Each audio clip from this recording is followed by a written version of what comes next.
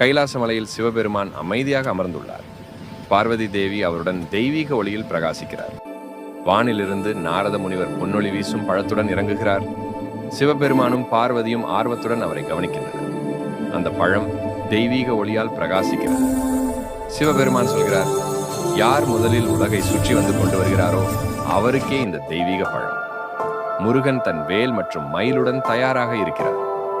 கணேசன் யோசனையுடன் தன் கைகளை கூப்புகிறார். முருகன் தன் மயிலில் விண்ணை கடந்து பறக்கிறார். மலைகள், கடல்கள், நட்சத்திரங்களை தாண்டி பொன்னொளி பாதையில் பறக்கிறார். அவரது முகத்தில் தீர்மானம் மற்றும் தெய்வீக கவனம் தெரிகிறது. கணேசன் அமைதியாக தந்தை மற்றும் தாயை 3 முறை சுற்றி செல்கிறார். அவரது சுற்றியுள்ள பொன்னொளி அவரின் தெய்வீக அறிவையும் பக்தியையும் வெளிப்படுத்துகிறது. அவர் சொல்கிறார், நீங்களே என் உலகம்.